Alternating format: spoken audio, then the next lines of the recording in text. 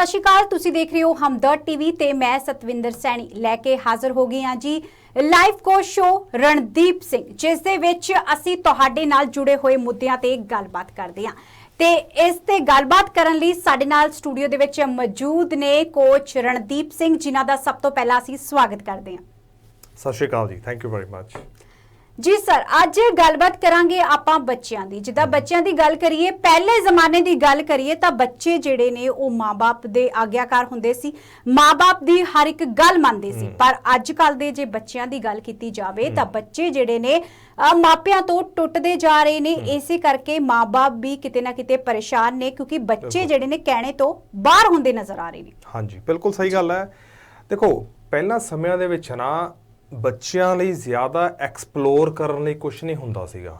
मतलब कि जे ਆਪਾਂ ਟੈਕਨੋਲੋਜੀ ਦੀ ਗੱਲ ਕਰੀਏ ਤਾਂ ਖੈਰ ਹੈ ਹੀ ਨਹੀਂ ਸੀਗੀ। ਇੱਕ ਟੀਵੀ ਹੁੰਦਾ ਸੀ ਜਾਂ ਗਲੀਆਂ ਮੁਹੱਲਿਆਂ ਦੇ ਵਿੱਚ ਬੱਚਿਆਂ ਨੇ ਖੇਡਣਾ ਹੁੰਦਾ ਸੀਗਾ, ਜਾਂ ਇੱਕ ਉਹ ਆਉਂਦੀ ਹੁੰਦੀ ਸੀਗੀ ਕੈਰਮ ਬੋਰਡ ਖੇਲੀ ਜਾਣਾ, ਜਾਂ ਸਾਂਪ ਸਿੜੀ ਕਹਿੰਦੇ ਸਨੇਕ ਐਂਡ ਲੈਡਰ ਖੇਲਦੇ ਹੁੰਦੇ ਸੀਗੇ। ਬੜੀਆਂ ਚੀਜ਼ਾਂ ਸੀਗੀਆਂ ਜਿਹੜੀ ਪ੍ਰੈਕਟੀਕਲ ਤੌਰ ਤੇ ਖੇਲਦੇ ਹੁੰਦੇ ਸੀਗੇ, ਤੇ ਉਹਦੇ ਨਾਲ ਉਹਨਾਂ ਦਾ ਜਿਹੜਾ ਮਾਈਂਡ ਸੀਗਾ ਹਮੇਸ਼ਾ ਫਰੈਸ਼ ਤੇ ਐਨਰਜਾਈਜ਼ ਹੁੰਦਾ ਰਹਿੰਦਾ ਸੀਗਾ, ਜਿਹਦੇ ਵਿੱਚ ਨੈਗੇਟਿਵ ਚੀਜ਼ਾਂ ਬਹੁਤ ਘੱਟ ਹੁੰਦੀਆਂ ਸੀਗੀਆਂ। ਕਿਉਂਕਿ ਆਪਸ ਦੇ ਵਿੱਚ ਖੇਡਣਾ ਬੌਂਡਿੰਗ ਬਣਾ ਕੇ ਰੱਖਦੀ ਹੁੰਦੀ ਸੀ। ਚਾਚੇ ਤਾਇਆਂ ਦੇ ਬੱਚਿਆਂ ਨੇ ਇਕੱਠਿਆਂ ਨੇ ਖੇਲਣਾ, ਗਲੀ ਮੁਹੱਲਿਆਂ ਦੇ ਨੇ 15-15 20-20 ਜਾਣੇ ਇਕੱਠੇ ਹੋ ਜਾਂਦੇ ਸੀਗੇ, ਫਿਰ ਉਹ ਵੀ ਖੇਡਦੇ ਰਹੇ, ਹਾਈਡ ਐਂਡ ਸੀ ਖੇਲਦੇ ਰਹਿੰਦੇ ਹੁੰਦੇ ਸੀਗੇ। ਪਰ ਜਮਾ ਜਿਉਂ-ਜਿਉਂ ਸਮਾਂ ਬਦਲਦਾ ਜਾ ਰਿਹਾ ਹੈ, ਬੱਚੇ ਕੀ ਹੋ ਗਏ, ਉਹਨਾਂ ਦਾ ਜਿਹੜਾ ਕਹਿੰਦੇ ਗਰੁੱਪਸ ਨੇ ਉਹ ਛੋਟੇ ਹੁੰਦੇ ਚਲੇ ਜਾਂਦੇ ਆ। ਪਹਿਲਾਂ ਜੇ 10 ਜਾਣੇ ਦਾ ਗਰੁੱਪ ਹੁੰਦਾ ਸੀ ਤੇ ਫਿਰ 5 ਦਾ ਰਹਿ ਗਿਆ, 5 ਤੋਂ ਬਾਅਦ 4 ਦਾ, ਫਿਰ 2 ਦਾ, ਹੁਣ ਇੱਕ ਹੀ ਰਹਿ ਗਿਆ। ਤੇ ਜਿਹੜਾ ਇੱਕ ਬੱਚਾ ਹੀ ਰਹਿ ਗਿਆ, ਉਹ ਪੈਦਾ ਹੁੰਦੇ ਤੋਂ ਹੀ ਗੈਜਟਸ ਦੇ ਉੱਤੇ ਡਿਪੈਂਡ ਹੋ ਗਿਆ, ਨਾ ਕਿ ਮਾਪਿਆਂ ਦੇ ਤੇ। ਕਿਉਂਕਿ ਲਾਈਫ ਸਟਾਈਲ ਹੀ ਅਸੀਂ ਇਦਾਂ ਦੇ ਬਿਜ਼ੀ ਤੇ ਚੇਂਜ ਕਰ ਲਏ, ਜਿਹਦੇ ਨਾਲ ਸਾਡੀ ਅਟੈਚਮੈਂਟਸ ਬੱਚਿਆਂ ਦੇ ਨਾਲ ਬੌਂਡਿੰਗ ਉਹ ਘਟਦੀ ਜਾ ਰਹੀ ਹੈ। ਤੇ ਜਿਹਦੇ ਨਾਲ ਦੇਖੋ, ਜਿਹੜੀ ਛੋਟੀ ਏਜ ਹੈ ਨਾ ਬੱਚੇ ਦੀ, ਉਹ ਤਾਂ ਪੈਦਾ ਹੋਇਆ, ਉਹਨੂੰ ਤਾਂ ਹਲੇ ਪਤਾ ਹੀ ਨਹੀਂ ਜ਼ਿੰਦਗੀ 'ਚ ਕੀ ਚੰਗਾ ਹੈ ਕੀ ਮਾੜਾ, ਜਾਂ ਕਿਹੜੀਆਂ ਚੀਜ਼ਾਂ ਮੇਰੇ ਲਈ ਚੰਗੀਆਂ ਨੇ ਜਿਨ੍ਹਾਂ ਨੂੰ ਮੈਨੂੰ ਅਡੈਪਟ ਕਰਨਾ ਚਾਹੀਦਾ, ਕਿਹੜੀ ਚੀਜ਼ ਛੱਡਣੀਆਂ ਚਾਹੀਦੀਆਂ ਨੇ। ਪਰ ਬੱਚਾ ਕੀ ਕਰਦਾ, ਹਰ ਇੱਕ ਚੀਜ਼ ਦੇ ਉੱਤੇ ਆਪਣਾ ਉਹ ਕਹਿੰਦੇ ਨੇ ਉਹ ਦੱਸਣਾ ਸ਼ੁਰੂ ਕਰ ਦਿੰਦਾ ਵੀ ਮੈਨੂੰ ਇਹ ਚੀਜ਼ ਚਾਹੀਦੀ ਹੈ ਜਾਂ ਨਹੀਂ ਚਾਹੀਦੀ ਹੈਗੀ। ਆਪਣੀ ਜੱਜਮੈਂਟ ਜਲਦੀ ਦੇਣ ਲੱਗ ਜਾਂਦਾ ਤੇ ਹਰ ਚੀਜ਼ ਦੀ ਉਹ ਸਕਰੀਨਿੰਗ ਵੀ ਕਰਦਾ। ਜਿਹੜੀ ਚੀਜ਼ਾਂ ਬਾਰੇ ਉਹਨੂੰ ਨਹੀਂ ਵੀ ਪਤਾ ਹੋਣਾ ਚਾਹੀਦਾ ਜਿਹੜੀ ਏਜ ਦੇ ਵਿੱਚ, ਉਹ ਚੀਜ਼ ਦੇ ਬਾਰੇ ਵੀ ਉਹ ਡਿਟੇਲ ਦੇ ਵਿੱਚ ਜਾਣਨਾ ਚਾਹੁੰਦਾ, ਕਿਉਂਕਿ ਉਹ ਆਪਣੀ ਸੋਚ ਦਾ ਦਾਇਰਾ ਵਧਾਈ ਜਾਂਦਾ। ਉਹਨੂੰ ਕੋਈ ਗਾਈਡ ਕਰਨ ਵਾਲਾ, ਕੋਈ ਰੋਕਣ ਵਾਲਾ ਹੈ ਹੀ ਨਹੀਂਗਾ ਜੀ। ਫਿਰ ਜਿਹੜੇ ਘਰਾਂ ਦੇ ਵਿੱਚ ਨਾ ਮੈਂ ਬਹੁਤ ਦੇਖਿਆ, ਜਿਹੜੇ ਘਰਾਂ ਦੇ ਵਿੱਚ ਮਾਪਿਆਂ ਦੇ ਜਾਂ ਗ੍ਰੈਂਡ ਪੇਰੈਂਟਸ ਦੇ ਬਿਹੇਵੀਅਰ ਆਪਸ 'ਚ ਮਿਲਦੇ ਨਹੀਂ ਨਾ ਹੈਗੇ, ਉਹ ਘਰਾਂ ਦੇ ਬੱਚੇ ਹਮੇਸ਼ਾ ਹੀ ਜ਼ਿੱਦੀ ਦੇਖੇ ਨੇ ਮੈਂ, ਬਹੁਤ ਰੂਡ ਬਿਹੇਵ ਕਰਦੇ ਦੇਖੇ ਨੇ। ਉਹ ਇੱਥੇ ਤੱਕ ਕਹਿ ਦਿੰਦੇ ਨੇ ਵੀ ਮੈਨੂੰ ਤੁਹਾਡੀ ਲੋੜ ਨਹੀਂ ਹੈਗੀ, ਮੈਂ ਆਪਣੇ ਆਪ ਜੀਣਾ ਜਾਣਦਾ। ਹੁਣ 8ਵੀਂ ਤੋਂ 10ਵੀਂ ਤੱਕ ਜਿਹੜੀ ਕਲਾਸ ਹੈ, ਇਹਦੀ ਜਿਹੜੇ ਬੱਚੇ ਦੀ ਏਜ ਹੈ, ਇਹਦੇ ਵਿੱਚ ਉਹਨੂੰ ਹੈਂਡਲ ਕਰਨਾ ਸਭ ਤੋਂ ਔਖਾ ਕੰਮ ਹੈ ਮਾਪਿਆਂ ਦਾ ਅੱਜ ਦੇ ਸਮੇਂ ਦੇ ਵਿੱਚ। ਉਹਨਾਂ ਦੀ ਨਾਸੇ ਧੂਆਂ ਕੱਢਿਆ ਪਿਆ ਬੱਚਿਆਂ ਨੇ, ਕਿਉਂਕਿ ਪੇਰੈਂਟਸ ਜਦੋਂ ਉਹ ਕੀ ਗੱਲ ਕਹਿੰਦੇ ਵੀ ਸਾਡਾ ਬੱਚਾ ਬਿਲਕੁਲ ਨਹੀਂ ਸਾਡੇ ਕਹਿਣੇ 'ਚ, ਨਾ ਕੋਈ ਸਾਡੀ ਗੱਲ ਸੁਣਦਾ, ਆਪਣੀ ਮਰਜ਼ੀ ਕਰਦਾ, ਪੜ੍ਹਾਈ ਵੀ ਨਹੀਂ ਕਰਦਾ, ਨਾ ਕਿਸੇ ਕੰਮ 'ਚ ਅੱਗੇ ਆ। ਇਹਨੇ ਸਾਰੇ ਪੁੱਠੇ ਕੰਮ ਨੇ, ਸਕੂਲ 'ਚੋਂ ਕੰਪਲੇਂਟਸ ਆਉਂਦੀਆਂ ਨੇ, ਇਹਨੂੰ ਸਕੂਲ 'ਚੋਂ ਕੱਢਣ ਤੱਕ ਦੀ ਵੀ ਨੌਬਤ ਆਈ ਪਈ ਹੈ ਵੀ ਇਦਾਂ ਦਾ ਬਿਹੇਵੀਅਰ ਹੋਇਆ ਪਿਆ। ਹੁਣ ਪੇਰੈਂਟਸ ਇਹ ਸਮਝਦੇ ਆ ਵੀ ਬੱਚੇ ਪੈਦਾ ਹੋ ਗਏ, ਉਹਨਾਂ ਦੀ ਡਿਊਟੀ ਖਤਮ ਹੋ ਗਈ ਜੀ। ਪਰ ਮੈਂ ਇੱਕ ਚੀਜ਼ ਕਹਿਣਾ, ਵਿਆਹ ਤੋਂ ਬਾਅਦ ਤੁਹਾਡੀ ਡੇ ਬਾਏ ਡੇ ਤੁਹਾਡੀ ਰਿਸਪੌਂਸਿਬਿਲਿਟੀਜ਼ ਵੱਧਦੀਆਂ ਹੀ ਜਾਂਦੀਆਂ ਨੇ। ਤੇ ਜਿਹੜਾ ਬੱਚਿਆਂ ਵਾਲਾ ਸੈਕਟਰ ਆ ਨਾ, ਇਹ ਇੰਨਾ ਸੈਂਸਿਟਿਵ ਹੈ, ਤੁਸੀਂ ਸੋਚ ਵੀ ਨਹੀਂ ਸਕਦੇ ਹੈਗੇ। ਜੇ ਬਹੁਤ ਜ਼ਿਆਦਾ ਲਾਡ ਪਿਆਰ ਕਰਦੇ ਆ, ਉਹ 'ਚ ਵੀ ਬੱਚੇ ਖਰਾਬ ਹੁੰਦੇ ਆ। ਜੇ ਉਹਨਾਂ ਦੀ ਕੇਅਰ ਨਹੀਂ ਕਰਦੇ, ਉਹਨਾਂ ਨੂੰ ਨਹੀਂ ਅਸੀਂ ਵਾਚ ਕਰਾਂਗੇ, ਮੋਨੀਟਰ ਕਰਾਂਗੇ, ਉਹ ਫੇਰ ਵੀ ਖਰਾਬ ਹੁੰਦੇ ਆ। ਹੁਣ ਇਹਦੇ ਵਿੱਚ ਸਭ ਤੋਂ ਪਹਿਲਾਂ ਪੇਰੈਂਟਸ ਨੂੰ ਚਾਹੀਦਾ ਉਹ ਆਪਣੇ ਆਪ ਨੂੰ ਤਿਆਰ ਇਸ ਤਰੀਕੇ ਨਾਲ ਕਰਨ ਵੀ ਬੱਚਿਆਂ ਨੂੰ ਹੈਂਡਲ ਕਿਵੇਂ ਕਰਨਾ ਹੈ। ਕਿਉਂਕਿ ਜਿਹੜੇ ਬੱਚੇ ਨੇ ਉਹਨਾਂ ਦਾ ਸੁਭਾਅ ਰੋਜ਼ ਚੇਂਜ ਹੋਣਾ ਹੈ, ਡੇ ਬਾਏ ਡੇ ਉਹਨਾਂ ਦੇ ਵਿੱਚ ਚੇਂਜਸ ਆਉਣੀਆਂ ਹੀ ਆਉਣੀਆਂ ਨੇ। ਤੁਸੀਂ ਉਹਨਾਂ ਨੂੰ ਰੋਕ ਨਹੀਂ ਸਕਦੇ ਹੈਗੇ ਵੀ ਆਹ ਚੀਜ਼ਾਂ ਨਾ ਕਰ, ਆਹ ਨਾ ਕਰ, ਕਿਉਂਕਿ ਦੁਨੀਆ ਦੇ ਵਿੱਚ ਚੀਜ਼ਾਂ ਹੁਣ ਬਹੁਤ ਵੱਡੇ ਪੱਧਰ ਦੇ ਉੱਤੇ ਨਾ ਸਾਹਮਣੇ ਆ ਰਹੀਆਂ ਨੇ। ਪਹਿਲਾਂ ਜੋ ਸਮਿਆਂ ਦੇ ਵਿੱਚ ਨਹੀਂ ਪਤਾ ਲੱਗਦੀਆਂ ਸੀ, ਹੁਣ ਤਾਂ ਦਿਨਾਂ ਦੇ ਮਹੀਨਿਆਂ ਦੇ ਵਿੱਚ ਉਹ ਚੀਜ਼ਾਂ ਪਤਾ ਲੱਗ ਜਾਂਦੀਆਂ ਤੇ ਬੱਚਿਆਂ ਦੀ ਰੀਚ ਈਜ਼ੀ ਹੋ ਗਈ ਉੱਥੇ ਤੱਕ ਜਾਣ ਦੀ। ਤੇ ਉਹ ਫਿਰ ਇਹ ਕਹਿੰਦੇ ਆ ਵੀ ਮੇਰੇ ਮੰਮੀ ਪਾਪਾ ਵੀ ਤਾਂ ਲੜਦੇ ਹੀ ਆ ਆਪਸ 'ਚ, ਜੇ ਮੈਂ ਕੁਝ ਕਹਤਾ ਫਿਰ ਕੀ ਗੱਲ ਹੋਗੀ। ਜੋ ਕੁਝ ਬੱਚੇ ਕਰਦੇ ਆ ਉਹ ਸਾਰਾ ਕੁਝ ਪਹਿਲਾਂ ਘਰੋਂ ਸਿੱਖਦੇ ਨੇ, ਫਿਰ ਉਹਨੂੰ ਮਲਟੀਪਲਾਈ ਹੁੰਦਾ ਡਬਲ ਟ੍ਰਿਪਲ 4 ਟਾਈਮਸ, ਫਿਰ ਉਹ ਆਪਣੇ ਸੁਭਾਅ ਨੂੰ ਜ਼ਿਆਦਾ ਕਰਕੇ ਫਿਰ ਬਾਹਰ ਸਮਾਜ ਦੇ ਵਿੱਚ ਲੈ ਕੇ ਜਾਂਦੇ ਨੇ। ਜੀ ਮਤਲਬ ਕਿ ਕਹਿ ਸਕਦੇ ਹਾਂ ਕਿ ਬੱਚਿਆਂ ਦਾ ਜਿਹੜਾ ਸਕੂਲ ਹੈ ਉਹ ਘਰ ਤੋਂ ਹੀ ਸ਼ੁਰੂ ਹੋ ਜਾਂਦਾ ਹੈ। ਘਰ ਦੇ ਵਿੱਚ ਬੱਚੇ ਜੋ ਦੇਖਦੇ ਨੇ ਉਹ ਹੀ ਆਪਣੇ ਆਪ ਤੇ ਲੈਂਦੇ ਨੇ। ਤੇ ਇੱਥੇ ਰਣਦੀਪ ਜੀ ਆਪਾਂ ਇਹ ਵੀ ਗੱਲ ਕਰੀਏ ਕਿ ਜਿੱਦਾਂ ਪਹਿਲਾਂ ਹੁੰਦੇ ਸੀਗੇ ਕਿ ਇਕੱਠੇ ਰਹਿੰਦੇ ਸੀ, ਦਾਦੀ ਪੜਦਾਦੀ ਸਾਰੇ ਜਣੇ ਇਕੱਠੇ ਹੁੰਦੇ ਸੀ, ਤਾਂ ਕੋਈ ਅਗਰ ਬੱਚਾ ਗਲਤੀ ਕਰਦਾ ਸੀ ਤਾਂ ਪਿਆਰ ਦੇ ਨਾਲ ਦਾਦਾ ਦਾਦੀ ਵੱਲੋਂ ਸਮਝਾ ਲਿਆ ਜਾਂਦਾ ਸੀ। ਪਰ ਅੱਜ ਕੱਲ੍ਹ ਦੇ ਜਿਹੜੇ ਪਰਿਵਾਰ ਨੇ ਉਹ ਸਿੰਗਲ ਹੁੰਦੇ ਜਾ ਰਹੇ ਨੇ, ਕਿਤੇ ਨਾ ਕਿਤੇ ਉਹ ਵੀ ਰੀਜ਼ਨ ਬਣਦਾ ਜਾ ਰਿਹਾ ਹੈ ਬੱਚੇ ਜੋ ਇਹ ਹਮਲਾਵਰ ਰੂਪ ਧਾਰਨ ਕਰ ਰਹੇ ਨੇ ਜਾਂ ਗੰਦੀਆਂ ਜਾਂ ਗਲਤ ਹਰਕਤਾਂ ਉਹਨਾਂ ਦੇ ਵਿੱਚ ਆ ਰਹੀਆਂ ਨੇ। ਦੇਖੋ ਬੱਚੇ ਪਤਾ ਕੀ ਹੁੰਦੇ ਆ, ਜਿਹੜੇ ਬੱਚੇ ਨੇ ਉਹਨਾਂ ਦੇ ਆਪਣੇ ਮਾਪਿਆਂ ਨਾਲ ਘੱਟ ਬਣਦੀ ਹੁੰਦੀ ਹੈ, ਹਮੇਸ਼ਾ ਹੀ ਉਹਨਾਂ ਦੇ ਆਪਣੇ ਗ੍ਰੈਂਡ ਪੇਰੈਂਟਸ ਨਾਲ ਜ਼ਿਆਦਾ ਬਣਦੀ ਹੈ। ਜੇ ਮਾਂ ਨੇ ਝਿੜਕਤਾ ਜਾਂ ਡਾਂਟਤਾ ਜਾਂ ਮਾਰ ਵੀ ਦਿੱਤਾ ਥੱਪੜ, ਉਹਨੇ ਭੱਜ ਕੇ ਦਾਦੀ ਕੋਲ ਜਾਣਾ, ਸ਼ਿਕਾਇਤਾਂ ਮੰਮੀ ਮੈਨੂੰ ਮਾਰੀ ਜਾਂਦੇ ਹਟਦੇ ਨਹੀਂ, ਫਿਰ ਦਾਦੀ ਨੇ ਪੁਚਕਾਰ ਕੇ ਸਮਝਾਉਣਾ ਪਿਆਰ ਨਾਲ, ਜੋ ਵੀ ਉਹਦੀ ਕਾਉਂਸਲਿੰਗ ਆਪਾਂ ਉਹਨੂੰ ਕਾਉਂਸਲਿੰਗ ਕਰਦੇ ਕਹਿਣਾ, ਤੇ ਉਹਨੇ ਠੀਕ ਹੋਣਾ, ਉਹਨੇ ਉਹ ਭੁੱਲ ਜਾਣੀਆਂ ਨੇ ਗੱਲਾਂ। ਪਰ ਅੱਜ ਸਮਾਂ ਕੀ ਹੋ ਗਿਆ, ਨਿਊਕਲੀਅਰ ਫੈਮਿਲੀਜ਼ ਹੋ ਗਈਆਂ, ਦਾਦੇ ਦਾਦੀ ਦਾ ਤਾਂ ਇਹ ਤਾਂ ਸਤਿ ਸ੍ਰੀ ਅਕਾਲ ਹੈ, ਉਹ ਤਾਂ ਹੈ ਹੀ ਨਹੀਂ ਘਰਾਂ ਦੇ, ਜੇ ਹੈਗੇ ਵੀ ਹੈ ਤਾਂ ਉਹਨਾਂ ਦੀ ਕੋਈ ਪੁੱਛ ਨਹੀਂ ਹੈਗੀ ਜਾਂ ਉਹਨਾਂ ਦੀ ਕੋਈ ਕਦਰ ਨਹੀਂ ਹੈਗੀ। ਜਦ ਕਿ ਜਿਹੜੇ ਗ੍ਰੈਂਡ ਪੇਰੈਂਟਸ ਨੇ ਉਹ ਤਾਂ ਬਹੁਤ ਨਿੱਘੇ ਸੁਭਾਅ ਦੇ ਹੁੰਦੇ ਨੇ, ਉਹਨਾਂ ਨੂੰ ਕਹਿੰਦੇ ਮੂਲ ਨਾਲੋਂ ਵਿਆਜ ਪਿਆਰਾ ਹੈ, ਵੀ ਆਪਣੀ ਔਲਾਦ ਨਾਲੋਂ ਜ਼ਿਆਦਾ ਪਿਆਰ ਉਹਨਾਂ ਨੂੰ ਆਪਣੇ ਪੋਤੇ ਪੋਤੀਆਂ ਹੁੰਦੇ ਨੇ, ਤੇ ਜਿਨ੍ਹਾਂ ਨੂੰ ਉਹ ਬੇਹਿਸਾਬ ਪਿਆਰ ਦੇਣਾ ਚਾਹੁੰਦੇ ਨੇ। ਪਰ ਕਈ ਵਾਰੀ ਮਾਪਿਆਂ ਕਰਕੇ ਦੀਵਾਰ ਖੜੀ ਹੋ ਜਾਂਦੀ ਹੈ ਤੇ ਆਪਣੇ ਗ੍ਰੈਂਡ ਚਿਲਡਰਨਸ ਤੱਕ ਉਹ ਪਹੁੰਚ ਨਹੀਂ ਪਾਉਂਦੇ, ਕਿਉਂਕਿ ਉਹਨਾਂ ਨੂੰ ਰੋਕਿਆ ਟੋਕਿਆ ਜਾਂਦਾ ਵੀ ਤੁਸੀਂ ਮੇਰੇ ਬੱਚਿਆਂ ਨੂੰ ਹੱਥ ਨਹੀਂ ਲਾਉਣਾ, ਤੁਸੀਂ ਆਹ ਨਹੀਂ ਕਰਨਾ ਹੈਗਾ, ਜਿਹੜਾ ਕਿ totally against the law of nature ਹੈ। ਤੇ ਅੱਜ ਕੱਲ ਪੇਰੈਂਟਸ ਕਰਦੇ ਵੀ ਇਦਾਂ ਹੀ ਆ, ਬਹੁਆਂ ਜ਼ਿਆਦਾ ਇਦਾਂ ਕਰਦੀਆਂ ਨੇ ਵੀ ਤੂੰ ਦਾਦੀ ਕੋਲ ਨਹੀਂ ਜਾਣਾ, ਦਾਦੂ ਕੋਲ ਨਹੀਂ ਜਾਣਾ ਹੈਗਾ, ਉਹਨਾਂ ਕੋਲ ਨਹੀਂ ਖਾਣਾ ਪੀਣਾ, ਕੁਝ ਨਹੀਂ ਕਰਨਾ ਹੈਗਾ। ਮੈਂ ਕਹਿੰਦਾ ਬੱਚਿਆਂ ਨੂੰ ਫ੍ਰੀ ਛੱਡ ਦਿਓ, ਉਹਨਾਂ ਨੂੰ ਸੰਭਾਲ ਦਿਓ, ਵੀ ਤੁਸੀਂ ਇਹਨਾਂ ਨੂੰ ਪਾਲੋ, ਕਿਉਂਕਿ they are free to teach them, to give them good guidance, to give them nice lessons of life, ਕਿਉਂਕਿ ਉਹਨਾਂ ਕੋਲ ਤਜਰਬਾ ਬਹੁਤ ਪਿਆ ਹੈ ਜੀ, ਸਾਡੇ ਕੋਲ ਤਾਂ ਹੈ ਹੀ ਕੁਝ ਨਹੀਂ, ਹਲੇ ਤਾਂ ਅਸੀਂ ਚੱਲਦੇ ਪਏ ਹਾਂ ਤਜਰਬੇ ਵਾਲੇ ਰਾਹ ਦੇ ਉੱਤੇ। ਸੋ ਜ਼ਰੂਰੀ ਹੈ ਘਰ ਦੇ ਵਿੱਚ ਬੌਂਡਿੰਗ ਹੋਣੀ, ਜੇ ਨਹੀਂ ਹੈਗੀ ਫਿਰ ਬੱਚਿਆਂ ਨੂੰ ਗਲਤ ਰਸਤੇ ਤੋਂ ਜਾਣ ਤੋਂ ਜਾਂ ਉਹਨਾਂ ਦੇ ਬਿਹੇਵੀਅਰ ਦੇ ਵਿੱਚ ਮਾੜਾ ਸੁਭਾਅ ਬਣਨ ਦੇ ਵਿੱਚ ਕੋਈ ਦੁਨੀਆ ਦਾ ਬੰਦਾ ਨਹੀਂ ਰੋਕ ਸਕਦਾ, ਕਿਉਂਕਿ ਅਸੀਂ ਜ਼ਬਰਦਸਤੀ ਬੱਚੇ ਨੂੰ ਧੱਕਦੇ ਆ ਮਾੜੇ ਰਾਹ ਦੇ ਉੱਤੇ, ਉਹ ਆਪ ਨਹੀਂ ਜਾਣਾ ਚਾਹੁੰਦਾ ਜਾਂ ਐਕਚੁਅਲ ਤਾਂ ਦੇਖੋ ਉਹਨੂੰ ਪਤਾ ਹੀ ਨਹੀਂ ਚੰਗਾ ਤੇ ਮਾੜਾ ਰਾਹ ਹੁੰਦਾ ਕੀ ਹੈ।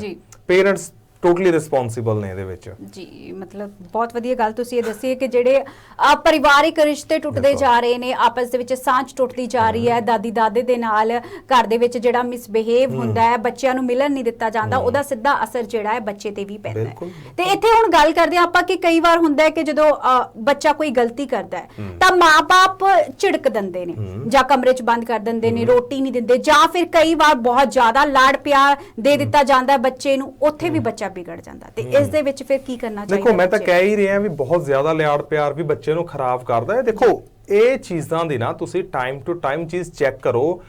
ਦੇਖੋ ਪਹਿਲੀ ਇੱਕ ਚੀਜ਼ ਨਾ, ਹਮੇਸ਼ਾ ਆਪਣੇ ਬੱਚਿਆਂ ਨੂੰ ਮੋਨੀਟਰ ਕਰਦੇ ਰਹੋ, ਉਹਨਾਂ ਨੂੰ ਦੱਸੇ ਬਿਨਾ, ਉਹਨਾਂ ਨੂੰ ਇਹ ਨਾ ਲੱਗੇ ਵੀ ਮੇਰੇ ਪੇਰੈਂਟਸ ਹਮੇਸ਼ਾ ਮੇਰੇ ਤੇ ਨਿਗਾਹ ਰੱਖਦੇ ਆ, ਸ਼ੱਕ ਦੀ ਨਿਗਾਹ, ਇਹਨਾਂ ਨੂੰ ਮੇਰੇ ਤੇ ਵਿਸ਼ਵਾਸ ਨਹੀਂ ਹੈਗਾ, ਇਦਾਂ ਕੁਝ ਨਹੀਂ ਹੁੰਦਾ ਹੈਗਾ। ਤੁਸੀਂ ਹਮੇਸ਼ਾ ਉਹਨਾਂ ਦੀ ਐਕਟੀਵਿਟੀਜ਼ ਨੂੰ ਵਾਚ ਕਰੋ, ਉਹਨਾਂ ਦਾ ਬਿਹੇਵੀਅਰ ਚੇਂਜ ਕਿਉਂ ਹੋ ਰਿਹਾ ਹੈ, ਜਾਂ ਕੋਈ ਐਡਿਕਟਡ ਤਾਂ ਨਹੀਂ ਹੋ ਗਿਆ ਕਿਸੇ ਚੀਜ਼ ਦੇ, ਜਾਂ ਅੱਜ ਕੱਲ ਡਰੱਗਸ ਵੱਲ ਬੜਾ ਯੂਥ ਭੱਜਿਆ ਜਾ ਰਿਹਾ ਗੋਲੀ ਵਾਂਗ, ਤੇ ਮਾਪਿਆਂ ਨੂੰ ਖਬਰ ਵੀ ਨਹੀਂ। ਤੇ ਖਬਰ ਕਦੋਂ ਲੱਗਦੀ ਹੈ? ਜਦੋਂ ਉਹਨਾਂ ਦੀ ਹਾਲਤ ਬਦ ਤੋਂ ਬੱਤਰ ਹੋ ਜਾਂਦੀ ਹੈ, ਚਾਹੇ ਉਹ ਆਪਾਂ ਐਲਕੋਹਲ ਵਾਲੇ ਪਾਸੇ ਚਲੇ ਜਾਈਏ, ਡਰੱਗਸ ਵਾਲੇ ਪਾਸੇ ਚਲੇ ਜਾਈਏ, ਜਾਂ ਕਿਸੇ ਵੀ ਕਰਕੇ ਐਡਿਕਟਡ ਹੋ ਜਾਣਾ। ਉਹ ਜ਼ਰੂਰੀ ਹੈ ਡੇ ਟੂ ਡੇ ਉਹਨਾਂ ਦਾ ਪ੍ਰੋਗਰਾਮ ਚੈੱਕ ਕਰੋ, ਉਹ ਕਿੱਥੇ ਜਾ ਰਹੇ ਨੇ, ਕਿਹਨੂੰ ਮਿਲ ਰਹੇ ਨੇ, ਕੀ ਫਰੈਂਡ ਸਰਕਲ ਆ ਉਹਨਾਂ ਦਾ, ਤੇ ਜੋ ਹੈਗਾ ਉਹ ਚ ਮਾੜਾ ਇਨਸਾਨ ਕੌਣ ਹੈ। ਜੇ ਉਹ ਮਾੜਾ ਤੇ ਤੁਸੀਂ ਡਾਇਰੈਕਟਲੀ ਨਹੀਂ ਕਹਿ ਸਕਦੇ ਵੀ ਉਹਦੇ ਨਾਲ ਮਾੜਾ, ਉਹਦੇ ਨਾਲ ਨਾ ਬੈਠਿਆ ਕਰ, ਮੇਬੀ ਉਹਦੇ ਨਾਲ ਉਹਦੀ ਬੌਂਡਿੰਗ ਬਹੁਤ ਜ਼ਿਆਦਾ ਹੋਵੇ, ਪਰ ਤੁਸੀਂ ਉਹਨੂੰ ਅਵੇਅਰ ਕਰਨਾ ਰਾਜੇ ਵੀ ਆਹ ਚੀਜ਼ਾਂ ਨਾ ਸਮਾਜ ਦੇ ਵਿੱਚ ਹੈਗੀ, ਆਪਾਂ ਇਹ ਤੋਂ ਬਚ ਕੇ ਰਹਿਣਾ। ਤੂੰ ਠੀਕ ਹੈ, ਤੇਰਾ ਦੋਸਤ ਹੈ, ਤੇਰਾ ਕੋਈ ਬਹੁਤ ਕਲੋਜ਼ ਹੈ, ਪਰ ਮੈਂ ਤੈਨੂੰ ਇੱਕ ਚੀਜ਼ ਕਹਿਣੀ ਹੈ ਵੀ ਉਹਦੇ ਨਾਲ ਤੇਰੀ ਲਾਈਫ ਦੇ ਉੱਤੇ ਕੋਈ ਨੈਗੇਟਿਵ ਇੰਪੈਕਟ ਨਹੀਂ ਆਉਣਾ ਚਾਹੀਦਾ ਹੈਗਾ, ਕਿਉਂਕਿ ਤੇਰੇ ਨਾਲ ਅਸੀਂ ਸਾਰੇ ਜੁੜੇ ਹੋਏ ਆ। ਜੇ ਤੂੰ ਕੋਈ ਰਾਹ ਗਲਤ ਰਾਹੇ ਪੈ ਗਿਆ ਤਾਂ ਸਾਡੀ ਵੀ ਜ਼ਿੰਦਗੀ ਤੇਰੇ ਨਾਲ ਹੀ ਖਰਾਬ ਹੋਣੀ ਹੈ। ਫਿਰ ਦੇਖੋ ਕਿੰਨੇ ਕਿੰਨੇ ਸਾਲ ਅਸੀਂ ਉਹਨਾਂ ਨੂੰ ਬਚਾਉਂਦੇ ਰਹਿੰਦੇ ਆ ਵੀ ਹੁਣ ਨਸ਼ਿਆਂ ਤੇ ਲੱਗ ਗਿਆ, ਹੁਣ ਇਹਨੂੰ ਕਦੇ ਉਹ ਸੈਂਟਰ 'ਚ ਪਾ ਦਿਓ, ਫਲਾਣੇ ਸੈਂਟਰ 'ਚ ਪਾ ਦਿਓ, ਇਹਨੂੰ ਹੁਣ ਗੁੱਸਾ ਬਹੁਤ ਆਉਣ ਲੱਗ ਗਿਆ, ਹੁਣ ਇਹਨੂੰ ਫਲਾਣੀਆਂ ਥੈਰੇਪੀਆਂ ਕਰਾਓ, ਇਹਦੀਆਂ ਹੁਣ ਕਾਉਂਸਲਿੰਗ ਕਰਾਓ। ਦੇਖੋ ਪੇਰੈਂਟਸ ਇੰਨੇ ਦੁਖੀ ਆ, ਉਹਨਾਂ ਨੂੰ 10-10 15-15 ਸਾਲ ਹੋ ਗਏ ਆਪਣੇ ਬੱਚਿਆਂ ਨੂੰ ਲੈ ਕੇ ਫਿਰਦਿਆਂ ਨੂੰ, ਕਦੇ ਕਿਸੇ ਦੇ ਕਦੇ ਕਿਸੇ ਦੇ ਕਦੇ ਕਿਸੇ ਦੇ, ਹੱਲ ਫੇਰ ਵੀ ਨਹੀਂ ਨਿਕਲਦਾ ਪਿਆ। ਕਿਉਂਕਿ ਉਹ ਨਿਕਲਦਾ ਕਿਉਂ ਨਹੀਂ ਪਿਆ? ਕਿਉਂਕਿ ਉਹ ਲੇਟ ਉਹਨਾਂ ਨੇ ਅਪਰੋਚ ਸ਼ੁਰੂ ਕਰੀ ਹੈ ਉਹਦੇ ਟ੍ਰੀਟਮੈਂਟ ਦੇ ਲਈ। ਜਦੋਂ ਉਹਦੇ ਉੱਤੇ ਨਿਗਾਹ ਰੱਖਣੀ ਚਾਹੀਦੀ ਸੀ ਉਦੋਂ ਰੱਖੀ ਨਹੀਂ, ਪਰ ਜਦੋਂ ਹਾਲਾਤ ਵਿਗੜ ਗਏ ਉਦੋਂ ਫਿਰ ਸੋਚਦੇ ਵੀ ਇਹਦਾ ਹੱਲ ਕੀ ਕਰੀਏ। ਦੇਖੋ ਕੈਂਸਰ ਦੀ ਲਾਸਟ ਸਟੇਜ ਤੇ ਤੁਸੀਂ ਜਿੰਨੇ ਮਰਜ਼ੀ ਇਲਾਜ ਕਰਾ ਲਓ, ਨਹੀਂ ਬੰਦਾ ਬਚਦਾ ਹੁੰਦਾ। ਸੇਮ ਵੇ ਐਵੇਂ ਹੈ ਸਾਡੇ ਬਿਹੇਵੀਅਰ, ਜਦੋਂ ਹੈਬਿਟਸ ਪੱਕ ਜਾਂਦੀਆਂ ਨੇ ਨਾ ਫਿਰ ਉਹ ਚੇਂਜ ਨਹੀਂ ਹੁੰਦੀਆਂ। ਫਿਰ ਤਾਂ ਜਿੱਥੇ ਤੱਕ ਮਰਜ਼ੀ ਭੱਜੇ, ਆਪਣੇ ਆਪ ਉਹ ਚੇਂਜ ਕਰੂਗਾ ਆਪਣੀ ਸੋਚ ਨੂੰ, ਪਰ ਕਿਸੇ ਦੇ ਕਹੇ ਤੇ ਨਹੀਂ ਉਹਨੇ ਚੇਂਜ ਹੋਣਾ ਹੈਗਾ। ਤੇ ਇੱਥੇ ਨਾ ਇੱਕ ਗੱਲ ਮੈਂ ਤੁਹਾਡੇ ਨਾਲ ਸ਼ੇਅਰ ਕਰਨਾ ਚਾਹਦੀ ਹਾਂ ਕਿ ਜਿੱਦਾਂ ਕਈ ਮਾਵਾਂ ਦੇ ਨਾਲ ਮੇਰੀ ਵੀ ਗੱਲਬਾਤ ਹੁੰਦੀ ਹੈ, ਜਦੋਂ ਉਹਨਾਂ ਦੇ ਬੱਚੇ ਜਿਹੜੇ ਵਿਗੜ ਜਾਂਦੇ ਨੇ, ਉਹਨਾਂ ਨੂੰ ਅਗਰ ਦੱਸਿਆ ਜਾਂਦਾ ਨਾ ਕਿ ਤੁਹਾਡਾ ਬੱਚਾ ਜਿਹੜਾ ਗਲਤ ਹਰਕਤ ਕਰ ਰਿਹਾ, ਜੇ ਗਲਤ ਸੰਗਤ ਦੇ ਵਿੱਚ ਪੈ ਗਿਆ, ਤਾਂ ਮਾਵਾਂ ਅੱਗੋਂ ਜਵਾਬ ਦਿੰਦੀਆਂ ਨੇ ਕਿ ਸਾਨੂੰ ਕੀ ਪਤਾ ਸਾਡਾ ਬੱਚਾ ਕੀ ਕਰਦਾ, ਅਸੀਂ ਕਿਹੜਾ ਮਗਰ ਉਹਨਾਂ ਦੇ ਭੱਜੀਆਂ ਫਿਰਦੀਆਂ। ਇਹ ਜਵਾਬ ਜਿਹੜਾ ਉਹਨਾਂ ਵੱਲੋਂ ਆਉਂਦਾ। ਇਦਾਂ ਦੇ ਨਾ ਬਹੁਤ ਪੇਰੈਂਟਸ ਨੇ ਜਿਹੜੇ ਆਪਣੇ ਬੱਚੇ ਦੇ ਅਗੇਂਸਟ ਕੁਝ ਸੁਣਨਾ ਹੀ ਨਹੀਂ ਚਾਹੁੰਦੇ, ਬਹੁਤ ਨੇ। ਉਲਟਾ ਉਹ ਪਰਦੇ ਪਾਉਣਗੇ ਵੀ ਨਹੀਂ ਨਹੀਂ ਨਹੀਂ ਇਹ ਨਹੀਂ, ਇਹ ਤਾਂ ਏਦਾਂ ਹੀ ਕਰ ਹੋ ਗਿਆ, ਇਹਦੀ ਕੋਈ ਕਸੂਰ ਨਹੀਂ ਹੈਗਾ। ਪਰ ਮੈਂ ਕਹਿੰਦਾ ਕੋਈ ਗੱਲ ਨਹੀਂ, ਤੁਸੀਂ ਪਾਈ ਜਾਓ ਪਰਦੇ। ਅਸਲ 'ਚ ਤੁਸੀਂ ਆਪਣੇ ਬੱਚਿਆਂ ਲਈ ਆਪ ਕੰਡੇ ਬੀਜ ਰਹੇ ਹੋ। ਕਿਸੇ ਨੇ ਤਾਂ ਕੀ ਬੀਜਣੇ ਆ, ਤੁਸੀਂ ਆਪ ਬੀਜ ਰਹੇ ਹੋ ਉਹਨਾਂ ਲਈ ਕੰਡੇ, ਤੇ ਉਹੀ ਕੰਡੇ ਤੁਹਾਨੂੰ ਚੁਭਣੇ ਆ ਦੁਬਾਰਾ। ਕਿਉਂਕਿ ਦੇਖੋ ਜੇ ਕਿਸੇ ਧੀ ਪੁੱਤ ਨੂੰ ਬੱਚੇ ਨੂੰ ਬੁਖਾਰ ਵੀ ਚੜ੍ਹ ਜਾਂਦਾ ਨਾ, ਮਾਪਿਆਂ ਨੂੰ ਨੀਂਦ ਨਹੀਂ ਆਉਂਦੀ ਸਾਰੀ ਰਾਤ ਵੀ ਇਹਨੂੰ ਬੁਖਾਰ ਚੜਿਆ, ਬਾਰ-ਬਾਰ ਉੱਠ ਕੇ ਚੈੱਕ ਕਰਦੇ ਹੋ। ਪਰ ਜਿਹੜਾ ਔਲਾਦ ਵਿਗੜ ਹੀ ਗਈ, ਉਹਨਾਂ ਮਾਪਿਆਂ ਨੂੰ ਨੀਂਦ ਕਿੱਥੇ ਆਉਂਦੀ ਹੋਣੀ ਹੈ? ਨਹੀਂ ਆਉਂਦੀ ਹੈਗੀ। ਬਹੁਤ ਮਾਪੇ ਆਉਂਦੇ ਨੇ ਜਿਹੜੇ ਇਹ ਕਹਿੰਦੇ ਨੇ ਵੀ ਅਸੀਂ ਗੋਲੀਆਂ ਖਾਂਦੇ ਆ ਨੀਂਦ ਵਾਲੀਆਂ, ਸਾਨੂੰ ਫੇਰ ਵੀ ਨੀਂਦ ਨਹੀਂ ਆਉਂਦੀ ਹੈਗੀ। ਫਿਰ ਉਹਨਾਂ ਨੂੰ ਪੁੱਛੀਦਾ ਵੀ ਜਿਹੜੇ ਤੁਹਾਡੇ ਬੱਚੇ ਨੇ ਉਹਨਾਂ ਦੀ ਲਾਈਫ ਠੀਕ ਹੈ, ਉਹ ਰੂਡ ਤਾਂ ਨਹੀਂ ਹੈਗੇ, ਥੋੜੀ ਕੇਅਰ ਕਰਦੇ ਆ। ਫਿਰ ਉਹ ਜਦੋਂ ਸਾਰਾ ਕੱਚਾ ਚਿੱਠਾ ਖੋਲਣਾ ਸ਼ੁਰੂ ਕਰਦੇ ਆ, ਫਿਰ ਦੱਸਦੇ ਵੀ ਇੱਥੇ ਗੋਲੀ ਕੀ ਕੰਮ ਕਰੂਗੀ। ਜ਼ਿੰਦਗੀ ਦਾ ਤਾਂ ਤੁਹਾਡਾ ਸਤਿਆਨਾਸ਼ ਹੋਇਆ ਹੋਇਆ, ਕੋਈ ਉਹਦੇ ਵਿੱਚ ਹੈਪੀਨੈਸ ਨਹੀਂ ਹੈਗੀ। ਫਿਕਰ ਹਰ ਰੋਜ਼ ਦੀ ਲੱਗੀ ਹੋਈ ਹੈ ਵੀ ਮੁੰਡਾ ਘਰੋਂ ਬਾਹਰ ਗਿਆ, ਵੀ ਪਤਾ ਨਹੀਂ ਮੁੜੂਗਾ ਜਾਂ ਨਹੀਂ ਮੁੜੂਗਾ, ਧੀ ਗਈ ਹੈ ਪਤਾ ਨਹੀਂ ਆਉਣਾ ਕਿ ਨਹੀਂ ਆਉਣਾ ਵਾਪਸ ਉਹਨੇ। ਏਦਾਂ ਦੇ ਤਾਂ ਹਾਲਾਤ ਹੋ ਚੁੱਕੇ, ਫਿਰ ਤੁਸੀਂ ਹੁਣ ਲਾਈਫ ਤੋਂ ਹੋਰ ਕੀ ਐਕਸਪੈਕਟ ਕਰਦੇ ਹੋ? ਆਪ ਬਣਾਇਆ, ਆਪ ਕੰਡੇ ਬੀਜਿਆ, ਕਿਉਂਕਿ ਜਦੋਂ ਰੋਕਣਾ ਚਾਹੀਦਾ ਸੀ ਉਦੋਂ ਰੋਕੇ ਨਹੀਂ ਹੈਗੇ। ਹੁਣ ਜਦੋਂ ਹਾਲਾਤ ਖਰਾਬ ਹੋ ਗਏ, ਹੱਥੋਂ ਚੀਜ਼ਾਂ ਨਿਕਲ ਗਈਆਂ ਸਾਰੀਆਂ, ਹੁਣ ਫਿਰ ਉੱਥੇ ਫਿਰ ਤੁਸੀਂ ਕਹਿੰਦੇ ਜੀ ਪਾਠ ਸੁਖ ਲਓ, ਗੁਰਦੁਆਰੇ ਗੁਰੂ ਮਹਾਰਾਜ ਅੱਗੇ ਅਰਦਾਸਾਂ ਕਰ ਲਓ, ਦੇਗਾਂ ਕਰਾ ਲਓ, ਆਹ ਕਰ ਲਓ, ਉਹ ਕਰ ਲਓ। ਇਹ ਕਰਾਮਾਤਾਂ ਨਹੀਂ ਹੁੰਦੀਆਂ। ਦੇਖੋ ਬਹੁਤ ਵਹਿਮ ਨੇ ਲੋਕਾਂ ਨੂੰ ਇਹ ਵੀ ਆਹ ਸੁੱਖਾਂ ਸੁੱਖਣ ਨਾਲ ਸਾਡੇ ਘਰ ਦੇ ਹਾਲਾਤ ਠੀਕ ਹੋ ਜਾਣਗੇ। ਜਦੋਂ ਹਾਲਾਤ ਖਰਾਬ ਹੋ ਰਹੇ ਸੀ ਉਦੋਂ ਵੀ ਉਹੀ ਗੁਰੂ ਸੀਗਾ, ਜਦੋਂ ਤੁਹਾਨੂੰ ਗਾਈਡ ਕਰ ਰਿਹਾ ਸੀਗਾ। ਸਮਝ ਲਓ, ਸਮਝ ਲਓ, ਸਮਝੋ, ਇਨਸਾਨ ਹੋ ਤੁਸੀਂ, ਮਨੁੱਖ ਹੋ ਤੁਸੀਂ, ਆਪਣੇ ਦਿਮਾਗ ਨੂੰ ਵਰਤੋ, ਇਹਨੂੰ ਮਿਸਯੂਜ਼ ਨਾ ਕਰੋ। ਪਰ ਜਦੋਂ ਹਾਲਾਤ ਖਰਾਬ ਹੋ ਜਾਵੇ ਫਿਰ ਦੋਸ਼ ਗੁਰੂ ਜੀ ਤੁਸੀਂ ਕੁਝ ਕਰਿਆ ਨਹੀਂ ਹੈਗਾ, ਤੁਹਾਡੇ ਇੰਨੇ ਸਾਲ ਪਾਠ ਕਰਦੇ ਰਹੇ। ਸੋ ਇਲੌਜੀਕਲ ਗੱਲਾਂ ਨੇ। ਗੁਰੂ ਹਮੇਸ਼ਾ ਗਾਈਡ ਕਰਦਾ, ਹੈਲਪ ਕਰਦਾ, ਤੁਹਾਨੂੰ ਸਮਝਾਉਂਦਾ ਹੈ। ਪਰ ਜੇ ਅਸੀਂ ਸਮਝਣਾ ਹੀ ਨਹੀਂ ਚਾਹੁੰਦੇ ਟੀਚਰ ਦੀ ਗੱਲ ਨੂੰ, ਫਿਰ ਇਹ 'ਚ ਟੀਚਰ ਦਾ ਕੀ ਕਸੂਰ ਹੈ? ਸੋ ਜ਼ਰੂਰੀ ਹੈ ਮਾਪਿਆਂ ਨੂੰ ਆਪਣੇ ਅੰਦਰ ਚੇਂਜਸ ਲੈ ਕੇ ਆਓ। ਅੱਜ ਤੋਂ ਹੀ ਦੇਖੋ, ਜੇ ਹਾਲਾਤ ਖਰਾਬ ਨੇ ਅੱਜ ਤੋਂ ਹੀ ਠੀਕ ਕਰਨਾ ਸ਼ੁਰੂ ਕਰੋ। ਮਿਹਨਤ ਕਰੋਗੇ ਨਾ ਠੀਕ ਕਰਨ ਵਾਲੇ ਪਾਸੇ ਨੂੰ, ਜ਼ਰੂਰ ਠੀਕ ਹੋਣਗੇ ਹਾਲਾਤ। ਜੀ ਬਹੁਤ ਹੀ ਗੱਲ ਹੈ ਕਿ ਬਹੁਤ ਹੀ ਵਧੀਆ ਤੁਸੀਂ ਇਹ ਗੱਲ ਕਹੀ ਹੈ ਕਿ ਮਾਪਿਆਂ ਨੂੰ ਖੁਦ ਸ਼ੁਰੂਆਤ ਕਰਨੀ ਪਊਗੀ। ਅਗਰ ਬੱਚੇ ਗਲਤ ਰਸਤੇ ਤੇ ਤੁਰ ਪਏ ਨੇ ਤਾਂ ਬੱਚਿਆਂ ਨੂੰ ਤੁਸੀਂ ਸੁਧਾਰ ਸਕਦੇ ਹੋ। ਅਗਰ ਬਾਹਰੋਂ ਤੁਹਾਨੂੰ ਕੋਈ ਕਹਿੰਦਾ ਵੀ ਹੈ ਕਿ ਤੁਹਾਡਾ ਬੱਚਾ ਇਦਾਂ ਦੀ ਕੋਈ ਹਰਕਤ ਕਰ ਰਿਹਾ, ਤਾਂ ਬੱਚੇ ਨੂੰ ਬਿਠਾ ਕੇ ਇੱਕ ਵਾਰ ਜ਼ਰੂਰ ਪੁੱਛੋ ਕਿ ਇਹ ਚੀਜ਼ ਤੂੰ ਕੀਤੀ ਹੈ ਜਾਂ ਨਹੀਂ, ਤੇ ਪਰਦੇ ਪਾਉਣ ਦੀ ਕੋਸ਼ਿਸ਼ ਜਿਹੜੀ ਹੈ ਉਹ ਨਾ ਕੀਤੀ ਜਾਵੇ। ਤੇ ਰਣਦੀਪ ਜੀ, ਇੱਕ ਕਿੱਸਾ ਮੈਂ ਤੁਹਾਡੇ ਨਾਲ ਇੱਥੇ ਹੋਰ ਸਾਂਝਾ ਕਰਨਾ ਚਾਹੁੰਦੀ ਹਾਂ ਕਿ ਥੋੜੇ ਦਿਨ ਪਹਿਲਾਂ ਦੀ ਇੱਕ ਖਬਰ ਆਈ ਸੀ, ਕਿਉਂਕਿ ਜਿੱਦਾਂ ਮਾਪਿਆਂ ਤੋਂ ਬਾਅਦ ਆਪਾਂ ਟੀਚਰ ਵੱਲ ਵੱਧਦੇ ਹਾਂ।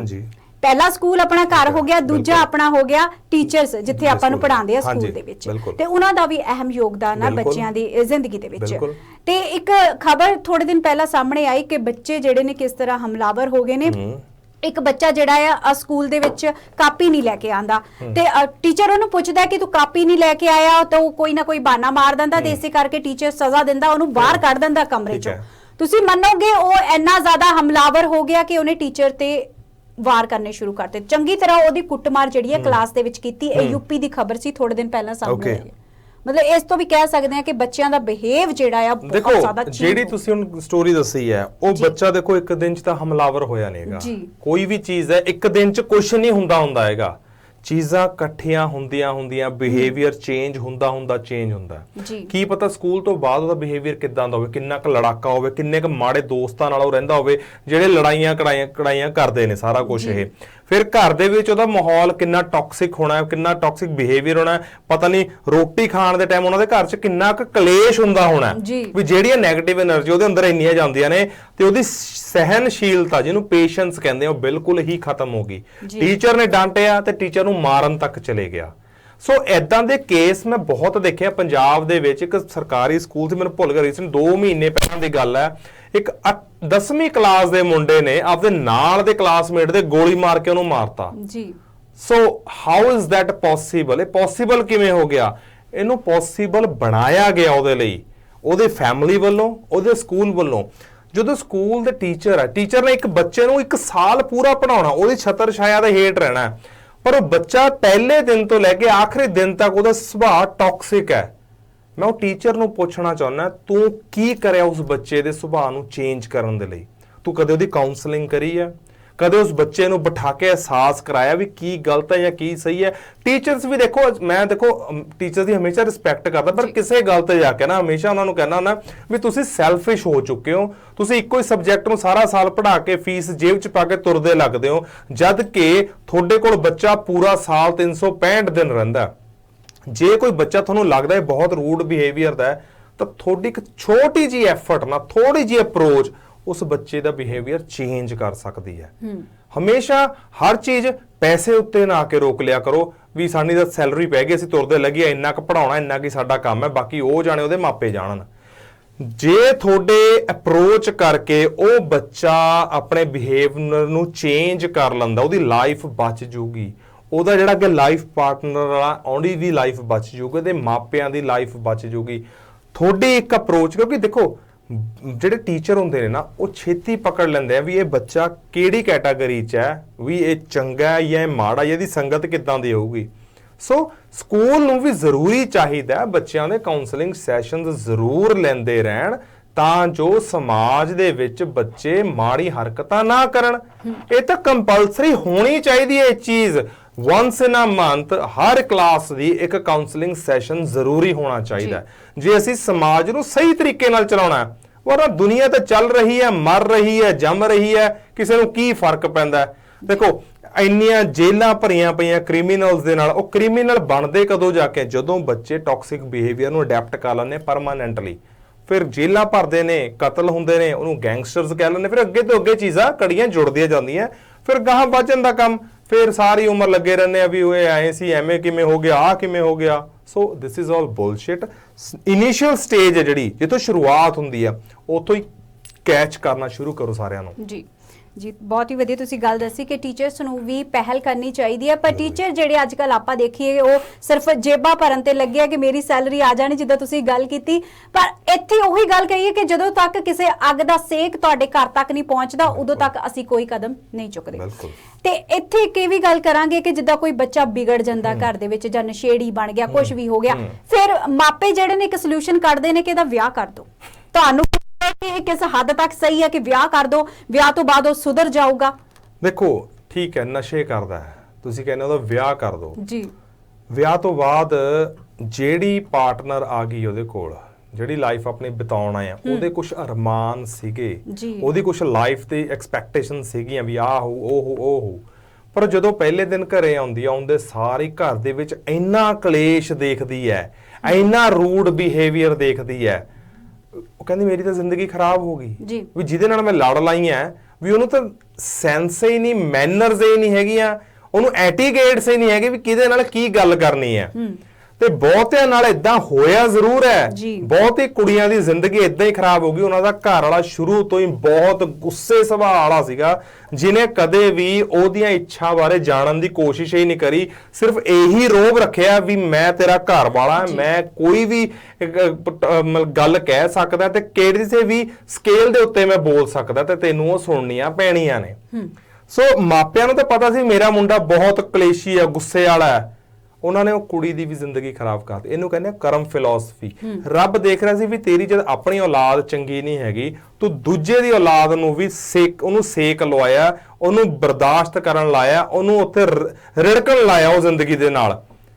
ਉਹ ਸਾਰੇ ਦਾ ਸਾਰਾ ਕਸੂਰ ਉਹਦੇ ਮਾਪਿਆਂ ਦਾ ਜਾਂਦਾ। ਫਿਰ ਉਹ ਕਰਮ ਜਿਹੜਾ ਮਾੜਾ ਕਰਮ ਬੀਜ ਜਿਹਨੂੰ ਕਹਿੰਦੇ ਆ ਕਰਮੀ ਆਪੋ ਆਪਣੀ ਕੇ ਨੇੜਿਆ ਕੇ ਦੂਰ, ਇਹ ਉਹ ਕਰਮ ਨੇ ਜਿਹੜੇ ਬੀਜਦੇ ਪਏ ਆ। ਇਹਨਾਂ ਦਾ ਫਲ ਕਦੋਂ ਮਿਲਣਾ ਕੁਝ ਨਹੀਂ ਪਤਾ ਹੈਗਾ। ਅੱਜ ਮੈਂ ਇਹੋ ਵੀ ਕਲਾਇੰਟਸ ਨੂੰ ਮਿਲੇ ਆ, ਉਹ ਮੇਰੇ ਕੋਲ ਅਪਰੋਚ ਕਰਦੇ ਆ ਵੀ ਜਿੱਦਣ ਦੀ ਮੈਂ ਵਿਆਹ ਕੇ ਆਈ ਆ ਸਰ 25 ਸਾਲ ਹੋ ਗਏ, ਅੱਜ ਤੱਕ ਇੱਕ ਮਿੱਠਾ ਬੋਲ ਮੇਰੇ ਘਰ ਵਾਲੇ ਦੇ ਮੂੰਹ ਚੋਂ ਨਹੀਂ ਨਿਕਲਿਆ ਮੇਰੇ ਪ੍ਰਤੀ। ਕਾਟੋ ਕਲੇਸ਼, ਕੁੱਟਮਾਰ, ਇਹੀ ਕੁਝ ਚੱਲਦਾ ਪਿਆ। ਮੈਂ ਕਿਹਾ ਜੀ ਤਾਂ ਵਿਆਹ ਤੋਂ ਪਹਿਲਾਂ ਵੀ ਸੁਭਾਅ ਫਿਰ ਏਦਾਂ ਹੀ ਹੋਣਾ। ਕਹਿੰਦੀ ਹੋ ਸਕਦਾ, ਮੇਰੀ ਸੱਸ ਕਹਿੰਦੀ ਸੀਗੀ ਵੀ ਹਾਂ ਇਹ ਤਾਂ ਥੋੜਾ ਜਿਹਾ ਗੁੱਸੇ ਵਾਲਾ ਸ਼ੁਰੂ ਤੋਂ ਹੀ ਸੀਗਾ। ਮੈਂ ਕਿਹਾ ਉਹਨੂੰ ਏਦਾਂ ਦਾ ਇਨਸਾਨ ਲਿਆਤਾ ਵੀ ਇਹਨੂੰ ਕੁੱਟੀ ਚੱਲ, ਇਹਨੂੰ ਮਾਰੀ ਚੱਲ, ਇਹਨੂੰ ਗਾਲਾਂ ਕੱਢ ਲੈ, ਇਹਨੂੰ ਜੋ ਮਰਜ਼ੀ ਕਰ ਲਾ, ਵੀ ਤੈਨੂੰ ਇਹ ਦੇਤਾ ਲਿਆ ਕੇ ਹੁਣ ਇਹ। ਤੇ ਉਵੇਂ ਹੀ ਉਹ ਪਲ ਰਹੀ ਹੈ, ਬੱਚੇ ਪਾਲ ਰਹੀ ਹੈ, ਜ਼ਿੰਦਗੀ ਬਤੀਤ ਕਰ ਰਹੀ ਹੈ, ਤੇ ਆਪਦੀ ਇੱਕ ਦਿਨ ਉਹਨੇ ਵੀ ਮਰ ਜਾਣਾ। ਸੋ ਹੋਇਆ ਕੀ ਹੈ, ਕਿੱਥੋਂ ਸ਼ੁਰੂ ਹੋਇਆ? ਮਾਪਿਆਂ ਵੱਲੋਂ ਇਹ ਚੀਜ਼। ਦੇਖੋ ਦੋਨਾਂ ਦੇ ਮਾਪਿਆਂ ਨੂੰ ਪਤਾ ਵੀ ਸਾਡੀ ਧੀ ਜਾਂ ਸਾਡਾ ਪੁੱਤ ਕਿੱਦਾਂ ਦਾ। ਉਹਨੂੰ ਠੀਕ ਕਰਨ ਦੀ ਬਜਾਏ, ਉਹਨੂੰ ਕਾਉਂਸਲ ਕਰਨ ਦੀ ਬਜਾਏ, ਉਹ ਕਹਿੰਦੇ ਦੂਸਰੇ ਦੇ ਸਿਰ ਪਾ ਦੋ ਗਲ, ਆਪੇ ਆਪਦੇ ਵੱਜਿਆ ਢੋਲ ਵਜਾਊਗਾ ਜਿਹਦੇ ਗਲ ਪਊਗਾ ਇਹ। ਸੋ ਜਿਹੜਾ ਕਿ ਟੋਟਲੀ ਗਲਤ ਗੱਲ ਹੈ। ਅੱਜ ਬਹੁਤ ਸਫਰਰਸ ਨੇ, ਕਈ ਆਪਣਾ ਸ਼ੋਅ ਦੇਖਦੇ ਹੋਣੇ ਆ ਤਾਂ ਆਪਣਾ ਟਾਈਮ ਯਾਦ ਕਰਦੇ ਹੋਣੇ ਆ, ਉਹ ਵੀ ਮੇਰੇ ਨਾਲ ਵੀ ਇਹੀ ਕੁਝ ਹੋਇਆ, ਅੱਜ ਤੱਕ ਹੋ ਰਿਹਾ ਹੈ। ਮਤਲਬ ਕਹਿ ਸਕਦੇ ਹਾਂ ਕਿ ਜਿੱਦਾਂ ਇੱਕ ਬੱਚੇ ਨੂੰ ਜੇ ਕੋਈ ਬੱਚਾ ਰੋਂਦਾ ਜਾਂ ਕੁਝ ਵੀ ਉਹਨੂੰ ਖਿਡੌਣਾ ਦੇ ਦਿੱਤਾ ਜਾਂਦਾ ਹੈ, ਇਸੇ ਤਰ੍ਹਾਂ ਕਹਿ ਸਕਦੇ ਹਾਂ ਕਿ ਵਿਆਹ ਕਰ ਦਿੱਤਾ ਜਾਂਦਾ ਹੈ। ਉਹ ਬਹੁਤ ਹੀ ਪੜ੍ਹੀਆਂ ਲਿਖੀਆਂ ਕੁੜੀਆਂ ਨੇ ਜਿਹੜੀਆਂ ਇਦਾਂ ਦੇ ਤਸ਼ੱਦਦ ਸ਼ਹਿਰੀਆਂ ਨੇ, ਤੇ ਇਸੇ ਕਰਕੇ ਡਿਵੋਰਸ ਜਿਹੜੇ ਨੇ ਉਹ ਵੱਧਦੇ ਜਾ ਰਹੇ ਨੇ, ਹਨਾ। ਕਿਤੇ ਨਾ ਕਿਤੇ ਆਪਾਂ ਕੁੜੀ ਦੇ ਮਾਪੇ ਦੀ ਵੀ ਇੱਥੇ ਗਲਤੀ ਕਰਾਂਗੇ। ਅਗਰ ਉਹ ਵਿਆਹ ਕਰਦੇ ਨੇ ਆਪਣੇ ਕੁੜੀ ਦਾ, ਤਾਂ ਸਭ ਤੋਂ ਪਹਿਲਾਂ ਉਹਨਾਂ ਨੂੰ ਵੀ ਜਾਂਚ ਪਰਖ ਲੈਣਾ ਚਾਹੀਦਾ ਕਿ ਜਿਸ ਮੁੰਡੇ ਦੇ ਨਾਲ ਵਿਆਹ ਅਸੀਂ ਆਪਣੀ ਕੁੜੀ ਦਾ ਕਰ ਰਹੇ ਹਾਂ, ਤੇ ਉਹ ਮੁੰਡਾ ਕਿਸ ਤਰ੍ਹਾਂ ਦਾ ਹੈ। ਦੇਖੋ ਇੱਕ ਨਾ ਮੇਰੇ ਕੋਲ ਇੱਕ ਕੇਸ ਆਇਆ ਸੀ, ਉਹ ਲਵ ਮੈਰਿਜ ਦਾ ਕੇਸ ਸੀਗਾ। ਕੁੜੀ ਦੇ ਮਾਪੇ ਕਹਿੰਦੇ ਸਰ ਵੀ ਸਾਡੀ ਕੁੜੀ ਉਹਨਾਂ ਵਿਆਹ ਕਰਾਉਣਾ ਚਾਹੁੰਦੇ ਆ, ਵੀ ਸਾਨੂੰ ਲੱਗਦਾ ਵੀ ਉਹ ਮੁੰਡਾ ਨਸ਼ੇ ਕਰਦਾ, ਵੀ ਅਸੀਂ ਮੰਨਦੇ ਨਹੀਂ ਹੈਗੇ, ਤੇ ਕੁੜੀ ਕਹਿੰਦੀ ਮੈਂ ਕਰਾਉਣਾ ਹੀ ਉੱਥੇ ਵਿਆਹ ਹੈ। ਮੈਂ ਕਿਹਾ ਜੀ ਸਿੱਧੀ ਜੀ ਗੱਲ ਆ, ਉਹਦਾ ਟੈਸਟ ਕਰਾ ਲਓ ਤੁਸੀਂ ਇੱਕ ਵਾਰੀ। ਮੈਂ ਕਿਹਾ ਟੈਸਟ 'ਚ ਪਤਾ ਲੱਗ ਜਾਣਾ ਉਹ ਕਰਦਾ ਜਾਂ ਨਹੀਂ ਕਰਦਾ ਹੈਗਾ। ਮੈਂ ਕਿਹਾ ਆਪਣੀ ਕੁੜੀ ਮੂਹਰੇ ਰਿਪੋਰਟ, ਨਾਲੇ ਤੁਹਾਡੇ ਸ਼ੰਕਾ ਦੂਰ ਹੋ ਜੂ, ਨਾਲੇ ਕੁੜੀ ਦਾ ਸ਼ੱਕ ਦੂਰ ਹੋ ਜੂ। ਇਹੀ ਚੀਜ਼ ਹੋਈ, ਉਹ ਮੁੰਡਾ ਨਸ਼ੇ ਕਰਦਾ ਸੀ ਜੀ। ਰਿਪੋਰਟ 'ਚ ਆ ਗਿਆ, ਤੇ ਕੁੜੀ ਅੱਜ ਤਰਲੇ ਕਰਦੀ ਵੀ ਮਾਪਿਆਂ ਦੀ ਮੇਰੇ ਤੋਂ ਗਲਤੀ ਹੋ ਗਈ ਸੀ, ਤੁਸੀਂ ਮੈਨੂੰ ਬਚਾ ਲਿਆ। ਕਿਉਂਕਿ ਦੇਖੋ ਜਦੋਂ ਤੱਕ ਚੀਜ਼ ਹਾਸਲ ਨਹੀਂ ਨਾ ਹੁੰਦੀ, ਉਦੋਂ ਤੱਕ ਅਸੀਂ ਆਪਣੇ ਇਮੋਸ਼ਨਸ ਨੂੰ ਕੰਟਰੋਲ ਰੱਖਦੇ। ਸ਼ਾਇਦ ਉਹਨਾਂ ਦਾ ਕੱਲ ਵਿਆਹ ਹੋ ਜਾਂਦਾ, ਫਿਰ ਤਾਂ ਉਹਨੇ ਰੁਕਣਾ ਹੀ ਨਹੀਂ ਸੀਗਾ, ਵਿਆਹ ਤਾਂ ਹੋ ਹੀ ਗਿਆ। ਹੁਣ ਜਿਹੜਾ ਨਸ਼ਾ ਕਰਨਾ ਕਰੀ ਜਾਓ, ਫਿਰ ਕੁੜੀ ਦੀ ਲਾਈਫ ਏਦਾਂ ਹੀ ਖਰਾਬ ਹੋਣੀ ਸੀਗੀ। ਇੱਕ ਹੋਰ ਏਦਾਂ ਦਾ ਕੇਸ ਹੈ, ਕੁੜੀ ਨੇ ਜ਼ਬਰਦਸਤੀ ਵਿਆਹ ਕਰਾ ਲਿਆ, ਮੁੰਡਾ ਨਸ਼ੇ ਕਰਦਾ ਸੀ, ਉਹਨੂੰ ਪਤਾ ਲੱਗ ਗਿਆ, ਪਰ ਉਹ ਵਿਆਹ ਤੋਂ 1.5 ਸਾਲ ਤੱਕ ਉਹ ਕੁੜੀ ਮੰਨੀ ਨਹੀਂ ਹੈਗੀ, ਵੀ ਕਿਉਂਕਿ ਪੁੱਛਦੇ ਰਹੇ ਰਿਸ਼ਤੇਦਾਰ ਉਹਦੇ ਘਰ ਦੇ ਵੀ ਇਹ ਨਸ਼ੇ ਤਾਂ ਨਹੀਂ ਕਰਦਾ, ਸਾਨੂੰ ਲੱਗਦਾ ਹੈ, ਕਿਉਂਕਿ ਉਹਦੇ ਨਾ ਵਾਈਬ ਪਤਾ ਲੱਗ ਜਾਂਦਾ, ਉਹਦਾ ਬਿਹੇਵੀਅਰ ਤੋਂ ਵੀ ਬੰਦਾ ਕਿੱਦਾਂ ਦਾ ਹੈ। ਤੇ ਐਟ ਦੀ ਐਂਡ 2 ਸਾਲ ਬਾਅਦ ਕੁੜੀ ਨੇ ਕਿਹਾ ਹਾਂਜੀ ਬਿਲਕੁਲ ਕਰਦਾ ਜੀ, ਮੈਂ ਤਾਂ ਖੁਦ ਬਹੁਤ ਦੁਖੀ ਆਈ ਹੋਈ ਹਾਂ। ਅੱਜ ਉਹਨਾਂ ਦੀ ਸੈਪਰੇਸ਼ਨ ਹੋ ਗਈ ਹੈ ਜੀ। ਸੋ ਇਹ ਚੀਜ਼ਾਂ ਨੂੰ ਪਹਿਲਾਂ ਹੀ ਕਿਉਂ ਨਹੀਂ ਮੋਨੀਟਰ ਕਰਿਆ ਜਾ ਸਕਦਾ? ਕਹਿੰਦੇ ਨਹੀਂ prevention is better than cure. ਬਾਅਦ ਦੇ ਚੀਜ਼ਾਂ ਨੂੰ ਠੀਕ ਕਰਨ ਦੀ ਬਜਾਏ ਉਹਨੂੰ ਪਹਿਲਾਂ ਹੀ ਕੋਸ਼ਿਸ਼ ਕਰੀਏ ਵੀ ਠੀਕ ਰੱਖੀਏ। ਸਿੱਧੀ ਗੱਲ ਕਹਿ ਸਕਦੇ ਹਾਂ ਕਿ ਮਾਪਿਆਂ ਤੇ ਹੀ ਆ ਕੇ ਢੁਕਦੀ ਹੈ ਕਿ ਜੇ ਬੱਚਾ ਤੁਹਾਡਾ ਵਿਗੜਿਆ ਹੋਇਆ, ਉਹਦਾ ਸੋਲੂਸ਼ਨ ਸਿਰਫ ਇਹੀ ਹੈ ਕਿ ਬੱਚੇ ਨੂੰ ਪਹਿਲਾਂ ਆਪਣੇ ਨੂੰ ਸੁਧਾਰੋ। ਇਹ ਨਹੀਂ ਹੈ ਕਿ ਉਹਦਾ ਵਿਆਹ ਕਰ ਦਿਓ, ਕਿਉਂਕਿ ਵਿਆਹ ਕਰਕੇ ਤੁਸੀਂ ਬੱਚੇ ਦੀ ਤਾਂ ਤੁਹਾਡੀ ਜ਼ਿੰਦਗੀ ਖਰਾਬ ਹੈਗੀ ਹੈ, ਤਾਂ ਤੁਸੀਂ ਨਾਲ ਜਿਸ ਨਾਲ ਵਿਆਹ ਕੀਤਾ ਉਹਦੀ ਵੀ ਖਰਾਬ ਹੋਈ ਜਾਣੀ ਹੈ, ਹਨਾ। ਬਹੁਤ ਹੀ ਵਧੀਆ ਸਰ ਅੱਜ ਟੌਪਿਕ ਸੀਗਾ, ਤੇ ਵਧੀਆ ਲੱਗਿਆ ਇਦਾਂ ਦੀਆਂ ਗੱਲਾਂ ਕਰਕੇ। ਤੇ ਜੋ ਦਰਸ਼ਕ ਸਾਨੂੰ ਸੁਣ ਰਹੇ ਨੇ, ਤਾਂ ਕਿਤੇ ਨਾ ਕਿਤੇ ਉਹਨਾਂ ਨੂੰ ਵੀ ਸੇਧ ਮਿਲੀ ਹੋਊਗੀ। ਸਭ ਤੋਂ ਪਹਿਲਾਂ ਤਾਂ ਤੁਹਾਡਾ ਅਸੀਂ ਧੰਨਵਾਦ ਕਰਦੇ ਹਾਂ ਕਿ ਤੁਸੀਂ ਬਹੁਤ ਹੀ ਵਧੀਆ ਨੌਲੇਜ ਸਾਨੂੰ ਪ੍ਰੋਵਾਈਡ ਕਰਦੇ ਆ, ਕਿਉਂਕਿ ਸਾਡਾ ਵੀ ਮਕਸਦ ਹੁੰਦਾ ਹੈ ਕਿ ਕਿਤੇ ਨਾ ਕਿਤੇ ਅਗਰ ਕੋਈ ਗਲਤ ਸੰਗਤ ਦੇ ਵਿੱਚ ਪੈ ਗਿਆ, ਕੋਈ ਸਾਡੀ ਗੱਲਬਾਤ ਸੁਣੂਗਾ, ਤੇ ਉਹ ਸਿੱਧੇ ਪੱਧਰੇ ਰਾਹ ਦੇ ਵਿੱਚ ਆ ਜਾਊਗਾ। ਸਹੀ ਗੱਲ ਹੈ ਜੀ। ਚਲੋ ਥੈਂਕ ਯੂ ਵੈਰੀ ਮਚ। ਸਤਿ ਸ਼੍ਰੀ ਅਕਾਲ ਜੀ।